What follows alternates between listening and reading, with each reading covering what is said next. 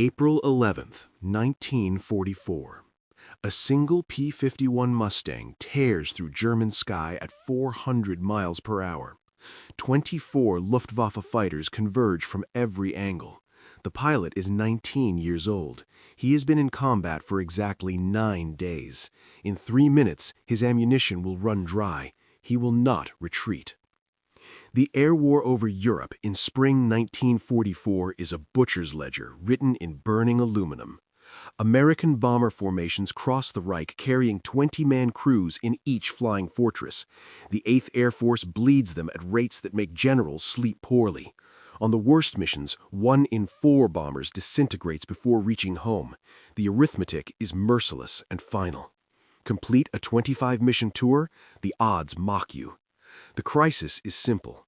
Escort fighters run out of fuel. They turn back. The bombers fly on alone into what crews call the death zone. German aces wait in those gaps, methodical as surgeons. They know precisely where American protection ends. They strike in the vacuum that follows. Then, North American Aviation delivers the P-51 Mustang. It arrives with a Rolls-Royce Merlin engine and a laminar flow wing that cuts through atmosphere like a scalpel through silk. On paper, it can escort bombers to Berlin and back. In practice, rookie pilots call it something else: the flying coffin, a death trap, a ticket to a telegram sent home. The criticisms are technical and damning. The fuel system fails at high altitude without warning.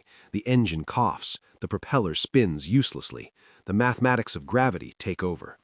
The canopy design creates blind spots that devour entire sections of sky. In aerial combat, what you cannot see kills you first. The landing gear collapses on rough European airstrips. Pilots survive the Luftwaffe only to cartwheel across runways in explosions of sparks and twisted metal. But the range cannot be ignored, so the Mustangs deploy anyway. Squadrons convert through winter 1943-44.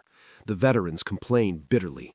They trusted the Trenderbolt's brute durability, its radial engine that absorbed punishment and kept roaring. The Mustang feels breakable by comparison, light, fast, unforgiving. One of these terrified rookies is a mechanic's son from the Midwest named Second Lieutenant Henry Rainey. 9 days ago, he was nobody. Today, 24 veterans want him dead. The planners at 8th Air Force Headquarters work with numbers that would make accountants weep. April 1944 is a month where mathematics becomes murder. Every morning, they plot missions across maps of the Reich. Every evening, they count the empty beds. The calculus is surgical in its brutality. A single B-17 Flying Fortress costs $238,000. It carries 10 men who trained for over a year each. The bomber formations cross into Germany in waves of 500 aircraft. That's 5,000 fathers, brothers, sons flying into a sky that wants them dead. The 8th Air Force loses them at a rate of 25% on deep penetration raids. 1 in 4 never returns. The bombers that do limp home often carry dead men in shredded aluminum tubes. The death zone begins where the fuel gauges on escort fighters drop into the red. Republic P-47 Thunderbolts can shepherd the bombers partway into Germany. Then physics takes over. The Thunderbolts turn back. The bombers continue alone. The gap between where American fighters must abandon their charges and the targets deep in the Reich becomes a killing field measured in hundreds of miles. German fighter controllers track every raid with Teutonic precision. They know exactly where the escorts run dry. They mass their forces in those gaps.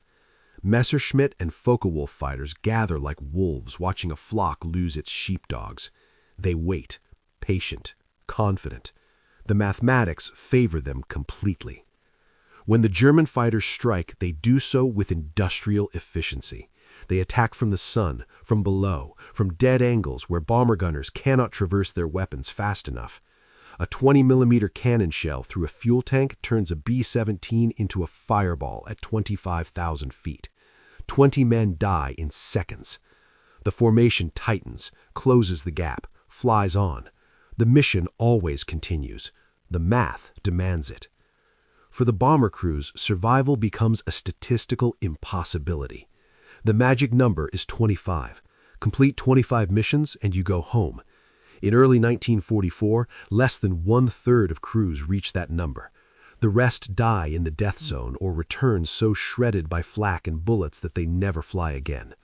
Some crews calculate their odds on the flight over. The math is simple and horrifying.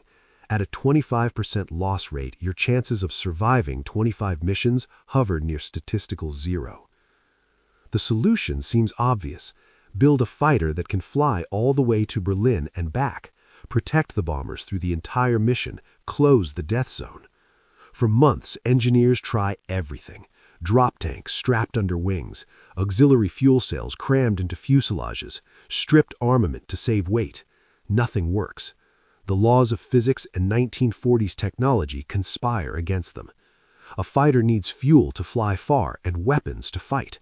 Carry enough fuel and the fighter becomes too heavy to dogfight. Strip the fuel and the death zone remains. Then North American Aviation unveils the P-51 Mustang. On paper, it solves the unsolvable. The numbers look like a miracle. But numbers on paper don't shake with G-forces. They don't burn when fuel systems fail. And they don't bury 19-year-old boys who believed the promises. The P-51 Mustang is a study in contradictions wrapped in polished aluminum. It is simultaneously the most sophisticated fighter aircraft in the American arsenal and the most likely to kill the pilot strapped inside it. The heart of the machine is a masterpiece. The Rolls-Royce Merlin V12 engine generates 1,490 horsepower through engineering that borders on art. British craftsmen build each engine with tolerances measured in thousandths of an inch. The result is a power plant that can push the Mustang to 440 miles per hour in level flight. At altitude, where the air thins and other engines gasp, the Merlin's two-stage supercharger force feeds oxygen into the cylinders. The engine screams. The aircraft accelerates. Physics bends to British precision. The laminar flow wing is equally brilliant. North Americans' engineers spent months in wind tunnels perfecting the airfoil shape. The wing slices through air with almost no turbulence across its surface. Drag drops. Range extends. The Mustang can fly 1,650 miles on internal fuel alone. Add drop tanks, and it can escort bombers to Berlin and dogfight over the target. No other fighter in the world can make that claim. But brilliance demands sacrifice. The Merlin engine runs on 100-octane fuel fed through a complex system of tanks, pumps, and valves. In the Mustang, 6 separate fuel tanks nestle around the cockpit and wings. They feed the engine through a selector valve the pilot must manage manually during combat. Switch tanks at the wrong moment, and the engine coughs. Hesitate during a high-G turn, and fuel starvation kills the Merlin mid-maneuver. The propeller windmills uselessly. The fighter becomes a glider with the aerodynamics of a brick. Inexperienced pilots die learning this lesson. They pull hard in a turn, forget to switch tanks, and the engine quits at 400 miles per hour. Some recover. Most auger into German farmland in screaming dives that end in craters and twisted metal. The veterans call it Widowmaker math. Every squadron that converts to Mustangs loses pilots to fuel mismanagement before they ever see a German fighter. The canopy compounds the problem. The greenhouse-style framing creates blind spots that swallow entire sections of sky. In a dogfight, where survival depends on seeing the enemy before he sees you, these blind spots become death sentences. Luftwaffe pilots learn to attack from the Mustang's blind angles. They close unseen. Their first burst of cannon fire is often their last. The Mustang pilot never knows what killed him. The landing gear is the final insult. The narrow track makes the aircraft unstable on rough airstrips. The gear struts collapse under hard landings. Pilots who survive the Luftwaffe die on English runways when their Mustang cartwheels in showers of sparks. The ground crews joke bitterly that the Mustang kills more Americans than Germans do. Yet the range remains undeniable. The 8th Air Force needs a fighter that can reach Berlin. The Mustang can. So 19-year-olds climb into flying coffins and pray the mathematics favor them. Most prayers go unanswered. If you believe a 19-year-old shouldn't be sent into a flying coffin without support, hit subscribe. Only trolls who enjoy watching the underdog fail will ignore this. Henry Ray grows up in a place where machines break and men fix them or starve. The Midwest in the 1930s is unforgiving geography. Dust storms blacken the sky, crops fail, banks foreclose. Survival depends on coaxing one more season from equipment held together with wire and stubbornness. Ray is 12 years old when the harvester dies in the middle of August. His father stares at the seized engine with the hollow expression of a man calculating bankruptcy. The wheat stands ready in the fields. The weather will turn in 2 weeks. Without the harvester, the crop rots. Without the crop, the bank takes the farm. The boy disappears into the machine. He strips the engine down to its skeleton on the barn floor. Pistons, crankshaft, valves, timing gears. He lays each piece out in sequence. His hands are small but steady. He finds the problem in the cooling system, a cracked water jacket that let the engine cook itself to death. The repair requires welding equipment they don't own and parts they cannot afford. Ray improvises.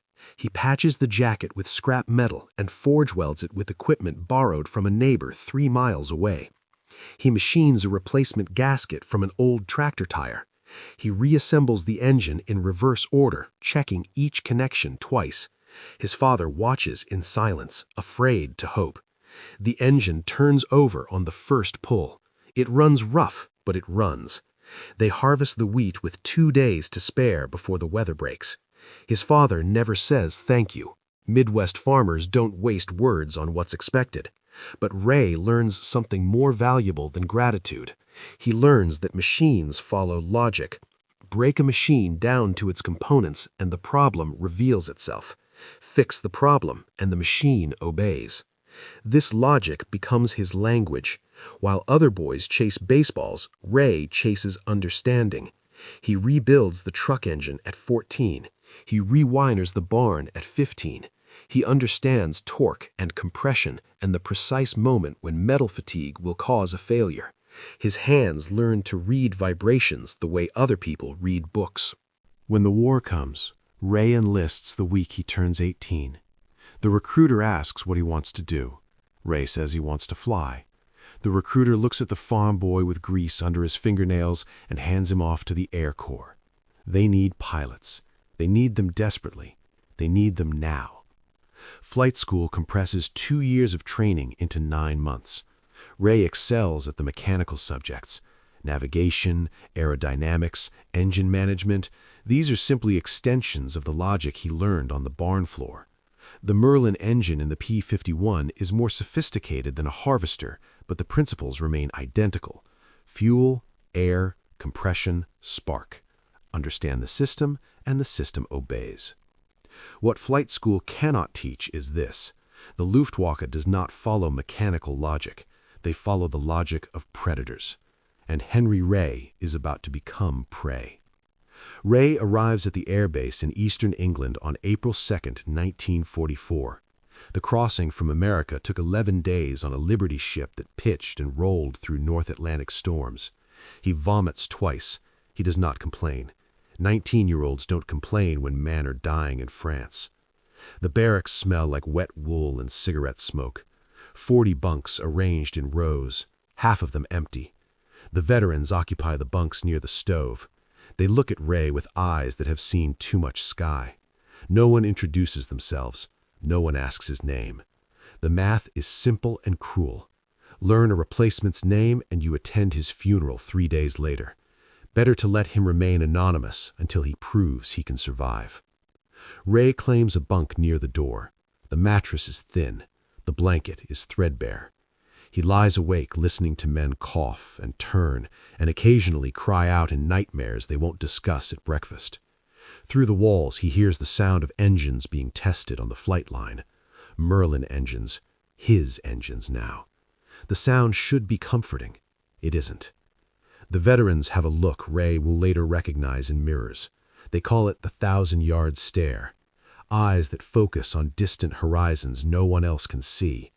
These are men who have watched friends explode at 25,000 feet, who have seen bombers fall out of formation trailing smoke and screaming crew members, who have learned that courage and skill matter less than mathematics when 20 German fighters attack from the sun. They brief Ray on squadron procedures in flat, affectless voices, where to form up after takeoff, radio protocols, what to do if separated from the formation. That last instruction comes with a look. If you get separated, you run for home. You do not engage. You do not play hero. Heroes die in the first week. The veterans deliver this wisdom without emotion. They have delivered it to 20 replacements before Ray. Most of those replacements are names on a memorial wall now. Ray flies his first mission on April 3rd, escort duty to Magdeburg. The formation is massive, over 400 bombers. The sky fills with aircraft. He focuses on holding position, watching his fuel mixture, managing the Mustang's temperamental systems. The Luftwaffe attacks over the target. Ray sees distant tracers and smoke trails. His squadron engages, but Ray is ordered to maintain escort position. He does not fire his guns. He returns to base with his aircraft intact and his ammunition unfired. The veterans nod. He survived day 1. The odds shift infinitesimally in his favor. Still, no one learns his name. He flies again on April 5th, 7th, 9th. Each mission stretches his nerves tighter. Each landing brings relief that lasts only until the next briefing. The mathematics of survival become his obsession. 22 missions to go, each one a coin flip. How many times can you call heads before the universe demands tails? On April 11th, the universe answers. The mission briefing targets Oschersleben, a ball-bearing factory deep in Germany. The planners mark it as critical infrastructure. Destroy the factory and German tank production grinds to a halt. The bomber crews hear different words. Deep penetration, maximum exposure, the death zone. Ray's squadron launches at 0847 hours. 48 Mustangs climbing through English morning fog. The formation assembles at 12,000 feet. Ray flies wing position on Lieutenant Marcus Webb, a veteran with 11 missions. Webb's voice crackles over the radio with clipped instructions. Stay tight, watch your fuel, don't be a hero. They cross the channel at 25,000 feet. The bomber stream stretches ahead like a steel river. 300 B-17s in tight formation. Each fortress carries 10 men who are doing mathematics in their heads. The coast of Holland appears, then Germany. The sky is empty, too empty. The veterans know what that means. The Luftwaffe is waiting. At 10:34 hours, the cloud bank swallows them. One moment, Ray can see Webb's Mustang 300 feet ahead. The next moment, the world turns gray. Thick cumulus clouds at 24,000 feet. Zero visibility. Ray flies on instruments. Airspeed, altitude, heading. The fundamentals drilled in him at flight school. He waits for the formation to break through the clouds. He waits for Webb's voice on the radio. The radio stays silent. The clouds stay thick. Ray flies his heading for 4 minutes. When he breaks into clear sky, he is alone. The sky above Germany stretches empty in every direction. No Mustangs, no bombers, no wingmen. The protocols are clear. Separated pilots return to base. Solo fighters do not engage. Ray banks towards England. His fuel gauge shows plenty to make it home. The mission is over for him. He has followed orders. He will survive to fly another day. Then he sees them below. A single B-17 limps through the sky at 18,000 feet. The bomber's No. 3 engine trails black smoke. The aircraft flies alone, separated from its formation just like Ray. 20 men aboard. 20 men with wives and mothers and futures that depend on staying airborne for 2 more hours. Around the crippled bomber, sharks circle. Ray counts them. 24 fighters, Messerschmitts and Focke-Wulfs in a loose formation. They are taking their time, herding the bomber, positioning for the kill. They have done this before. They are professionals. Ray's orders echo in his head. Return to base. Do not engage. You are one fighter. They are 24 veterans. The mathematics are suicide. Every regulation, every bit of training, every survival instinct demands he turn for England. Below him, tracers reach out from the German fighters. They probe the bombers' defenses, testing the gunners, finding the angles. 20 men are about to die alone in the sky, while Ray flies home to a hot meal and a thin mattress. He thinks of the harvester, the logic of broken things. Sometimes the math is simple. Sometimes the right answer is the one that gets you killed. Ray pushes the stick forward. The Mustang's nose drops towards the wolf pack. Comment, I stand for justice if you believe in protecting those who can't protect themselves. If you'd leave that bomber crew to die, keep scrolling. Ray dives from 25,000 feet with the throttle firewalled. The Mustang accelerates past 450 miles per hour. The airframe shudders. Metal groans in frequencies that penetrate bone.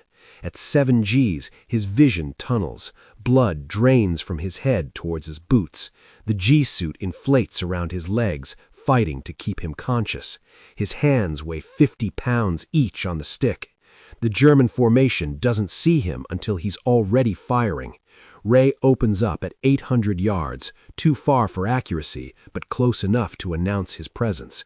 6 50 caliber machine guns hammer in synchronized rhythm. Tracers arc through the sky like burning rope. The Messerschmitts scatter. Ray picks the nearest target, a Bf-109 breaking left.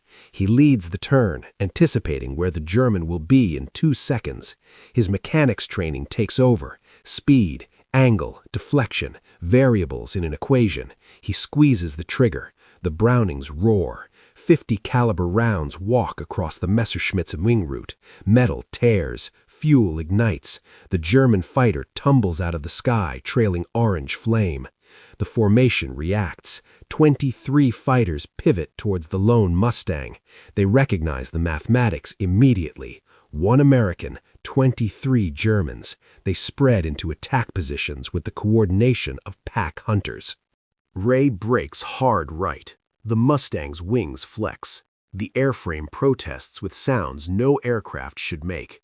He's pulling Gs beyond the safety limits printed in the manual. The laminar flow wing holds. Barely. He rolls inverted and pulls through, converting altitude into speed. A Focke-Wulf overshoots above him. Ray snapshots a burst. Misses. The German is gone. Tracers fill his canopy, bright lines of physics that want him dead. Ray kicks rudder, and the Mustang skids sideways.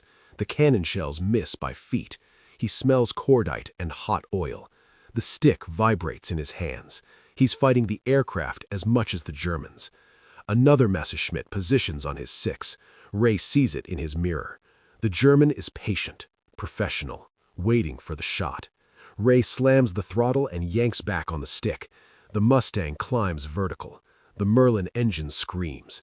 The airspeed bleeds to nothing. For 3 seconds, Ray hangs motionless in the sky.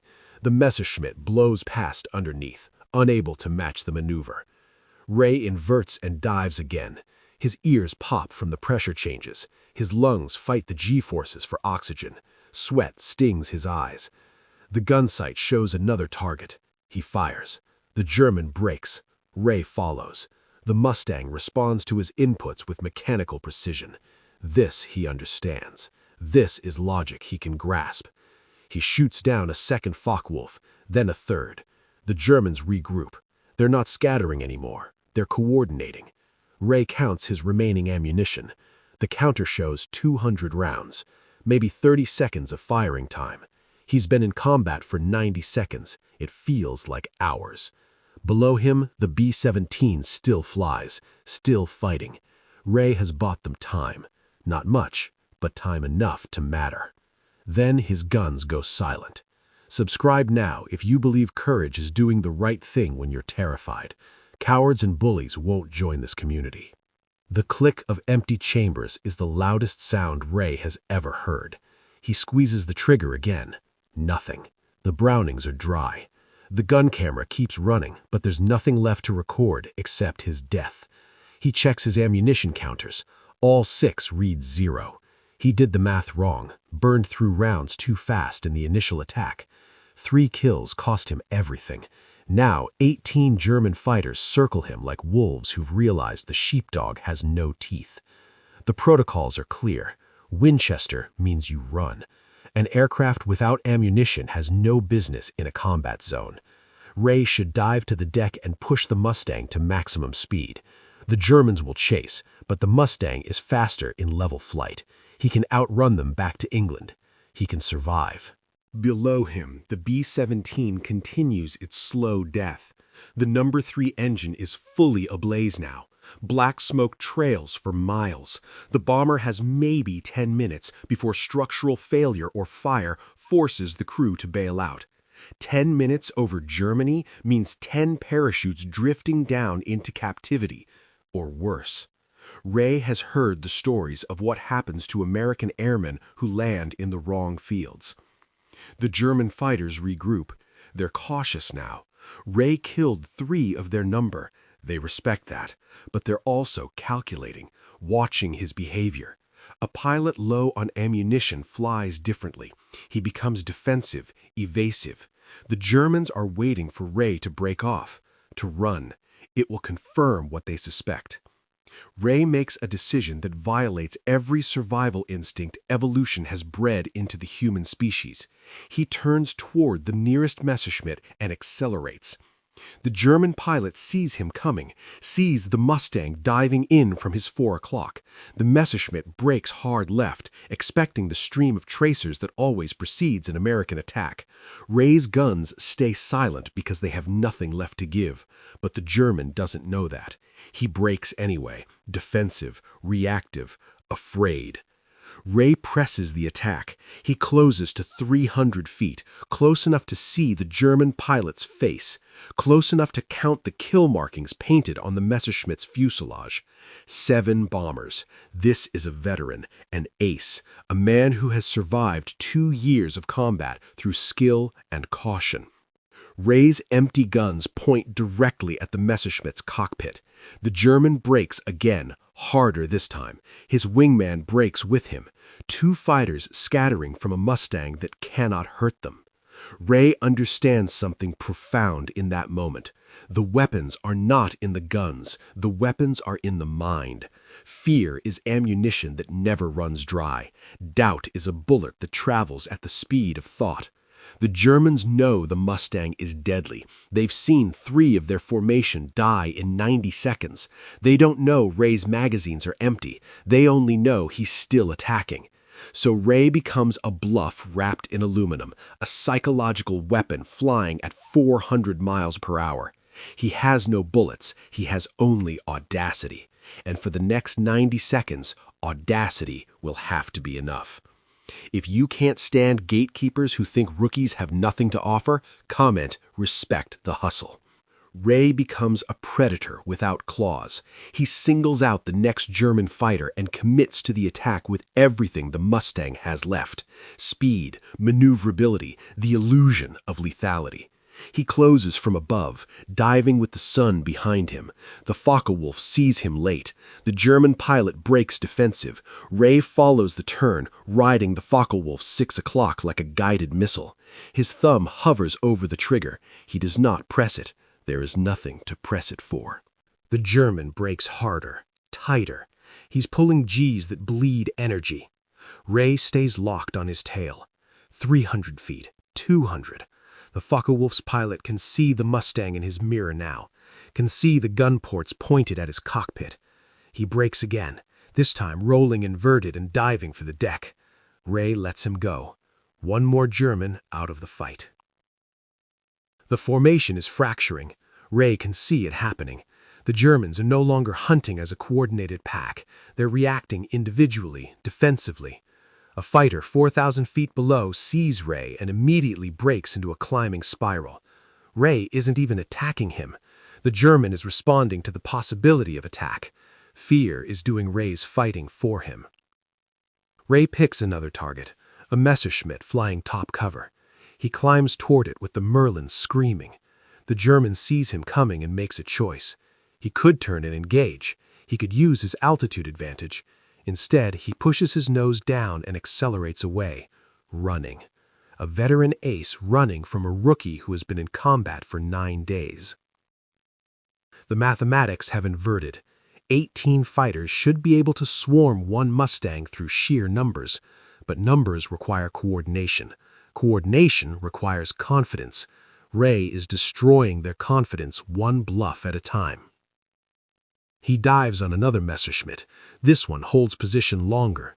The German is braver or smarter or both. Ray closes to gun range. His finger touches the trigger. The Messerschmitt breaks an instant before Ray would have fired. The German doesn't know there's nothing in those guns. He only knows the Mustang killed 3 of his squadron and shows no sign of retreating. Ray's fuel gauge is dropping. The Merlin drinks fuel at maximum power. He's been running combat throttle for nearly 4 minutes. That's an eternity in a dogfight. The engine temperature gauge climbs toward the red line. The oil pressure fluctuates. The Mustang is being pushed beyond its design limits, but the bluff holds. Below, the B-17 still flies. The crew must be watching this impossible display. One fighter holding off 18. They don't know Ray's secret. They only know someone stayed, someone fought.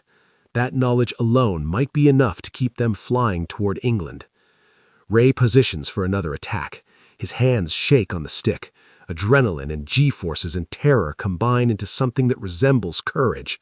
He is too afraid to stop, too committed to quit. The Germans scatter again. The bluff continues. The German formation breaks at minute 6. They don't retreat in coordination. They simply stop attacking. Individual fighters peel off in different directions, disengaging from a battle they no longer understand. The mathematics stopped making sense. One Mustang should not be able to hold off 18 fighters. Yet here stands the impossible, still diving, still attacking, still refusing to die. Ray watches them go. His fuel gauge shows 30 minutes to England if he's lucky, 20 if he's realistic. The Merlin is running hot. The oil temperature gauge sits firmly in the red zone. The engine should have seized 2 minutes ago. It keeps running because Ray understands engines, and because the universe occasionally permits miracles. The B-17 below him is still flying, still burning, still carrying 20 men toward home. Ray takes up escort position off its port wing. The bomber's waist gunner waves through the plexiglass. Ray waves back. They fly together toward England. The German fighters don't return. Ray's bluff bought enough time. The bomber formation is closer now. P-47 Thunderbolts appear on the horizon, fresh escorts coming to relieve the battered Mustangs. The B-17 will make it. 20 men will live to fly another day because a 19-year-old farm boy refused to follow orders. Ray lands at 13:47 hours. The Mustang touches down hard. The landing gear holds, barely. He taxis to his hard stand and shuts down the Merlin. The engine ticks as it cools. His hands won't stop shaking. He tries to climb out of the cockpit and his legs buckle. The ground crew catches him. They count the damage while Ray sits on the wing drinking water he can't taste. 43 holes in the airframe, cannon shells and machine gun rounds. The Germans hit him more times than he realized. The Mustang's aluminum skin is shredded across the tail and left wing. One round passed 18 inches from the cockpit. Ray never saw it coming. The intelligence officer debriefs him in a tent that smells like coffee and cigarettes. Ray explains the encounter in flat, mechanical terms. Separated from formation, engaged hostile aircraft, exhausted ammunition, continued engagement through aggressive maneuvering. The officer writes it all down without comment. 3 confirmed kills, 18 fighters driven off, 1 bomber saved. The report reaches 8th Air Force headquarters within 48 hours. Staff officers read it 3 times. They verify the details with the B-17 crew. The numbers don't lie. A rookie pilot with 9 days of combat experience held off a wolf pack with empty guns. The tactical manual gets revised 6 weeks later. New doctrine: calculated aggression. When outnumbered, attack.